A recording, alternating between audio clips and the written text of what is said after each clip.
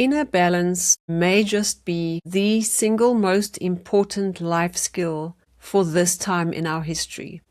And in this video, I'll explain to you why I believe that. Many people feel that something in the world is off, not just politically, environmentally, or economically, but on a deeper human level.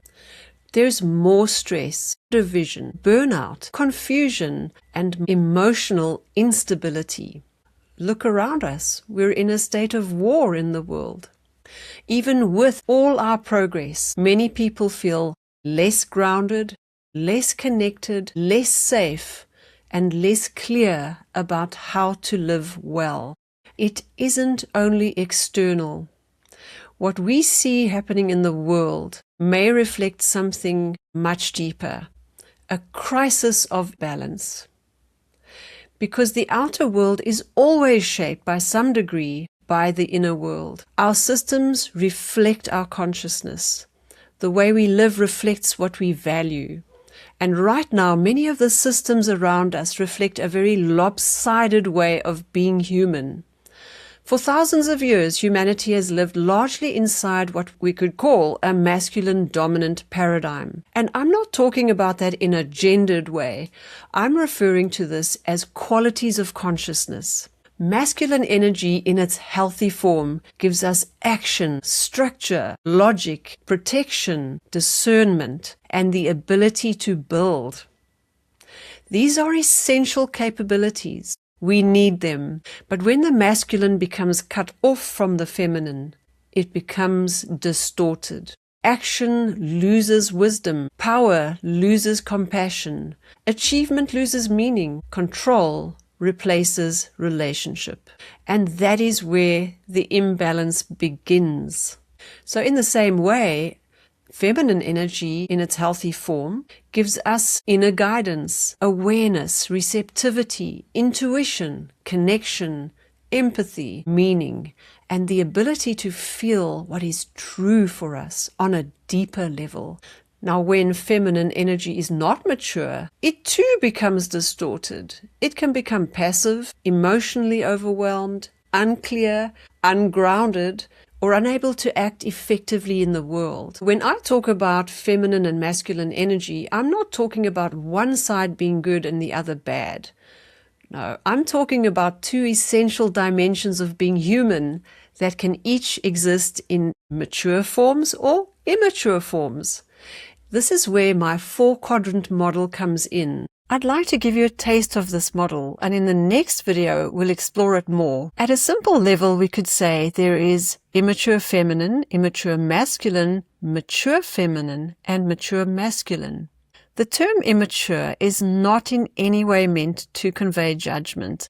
It's purely a way to depict not yet mature, and it could also be written as maturing or developing. To illustrate the model, I'd like to give you just one simplified example. But the topic is juicy. It's about how we relate to power from within the four quadrants. In the immature feminine, power is often given away. This can look like victimhood, feeling powerless, or feeling that other people or circumstances control your life. In the immature masculine, power becomes power over. This can look like control, domination, or trying to force outcomes. In the mature feminine, power that was given away before has now transformed through self-awareness, inner healing, and deep insights into oneself. I call this inner sovereignty. This is where you are deeply connected to yourself. You know who you are, and you are not easily controlled or manipulated. This is where the power of love resides. Love for self and others, but at no risk of being manipulated or limited in any way. And in the mature masculine, power becomes responsible power. This is where power is used carefully, ethically, and in service of something larger than oneself. Now remember, in the top half, those are not two different genders up there. Those are individual people with both sides of themselves integrated. Now, a couple of things about the model is in the bottom half, the masculine and feminine energies are polar opposites, whereas in the top half, they are complementary opposites.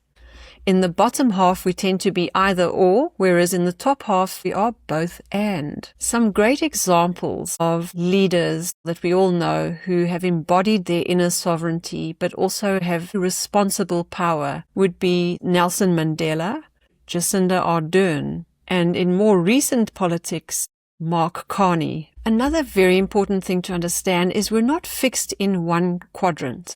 We all move around this model depending on our energy, our stress levels, our awareness, and our stage of development. However, most people tend to start in one of the lower quadrants, immature feminine or immature masculine, depending on how they were raised, their personality, and societal conditioning. Interestingly, people in these lower two quadrants often attract each other because they are opposite expressions of the same imbalance. Whereas people in the top half who've moved into their mature expressions tend to look for the same kind of vibration in each other, and that's where like attracts like. So you might be wondering, how do we move into the mature quadrants? Well, we do so not by rejecting the other side of ourselves, but by integrating it. Someone in their immature feminine needs to develop boundaries, assertiveness, and take action. In other words, they need to develop their masculine side in order to grow into their mature feminine. Someone in their immature masculine needs to develop self-awareness, empathy, reflection, and inner guidance in order to grow into their mature masculine. What I discovered is that balance is baked into the very process of our evolution. I'd like to look at the cultural story of our evolution very briefly. Now, historically, many thinkers have described human development in broad stages.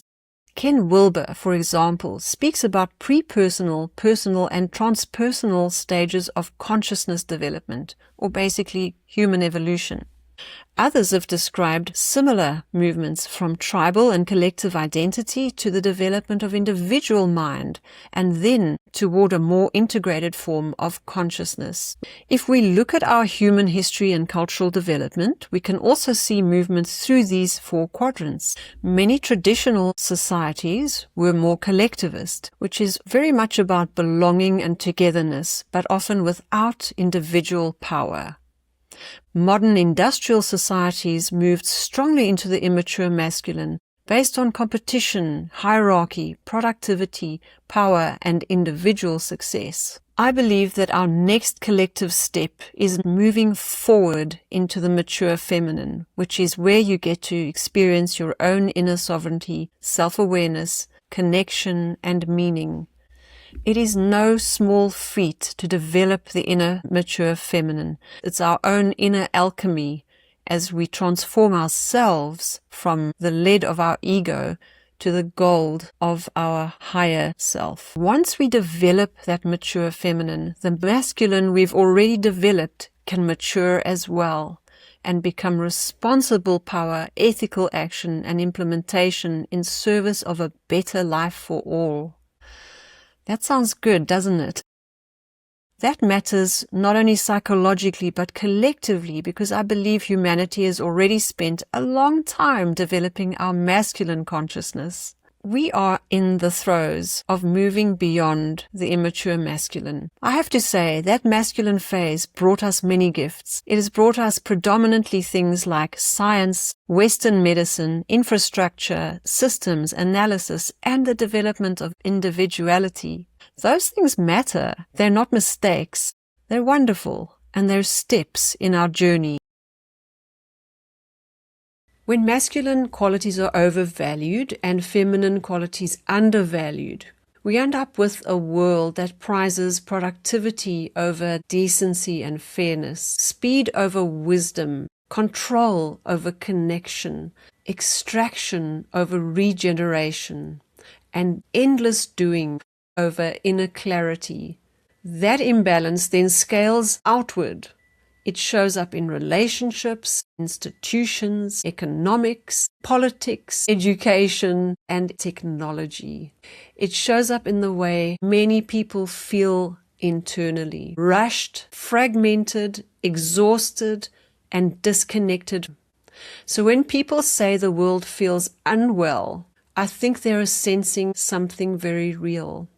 We may be living at the end of a cycle in which the masculine principle has developed as far as it can go on its own. And that does not mean that we now swing to the opposite extreme. Inner balance is not a rejection of the masculine. It is not regression to some previous stage. It is not passivity, abandoning reason, nor technology, nor progress. It means reintegrating those capacities with the feminine qualities that make them wise, humane, and life-supporting. And this is why we may be at the cusp of a collective movement from immature masculine consciousness into mature feminine consciousness, not as the final destination, but as the next necessary step. A more mature masculine no longer needs domination. It becomes clear, grounded, ethical, protective, purposeful, and able to act in service of a better world for all. And that is why inner balance matters right now. Because the future will not be shaped only by what we build. It will be shaped by the consciousness from which we build it.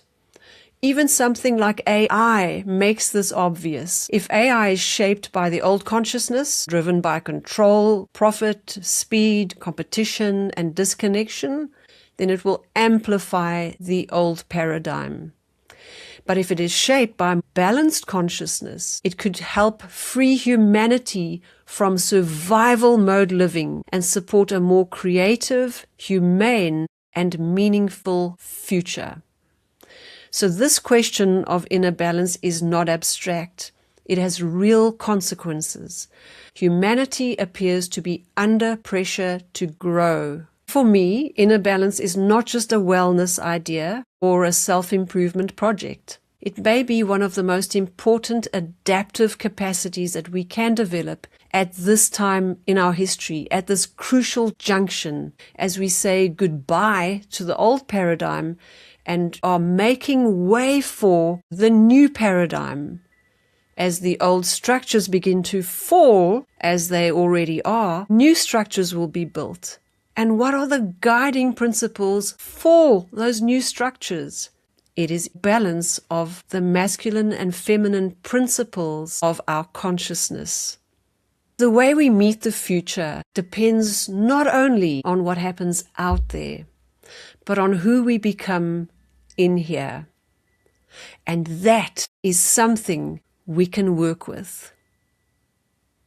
If you've enjoyed this video, click on the link to watch the 5th and final video in this introductory series. Thanks for watching.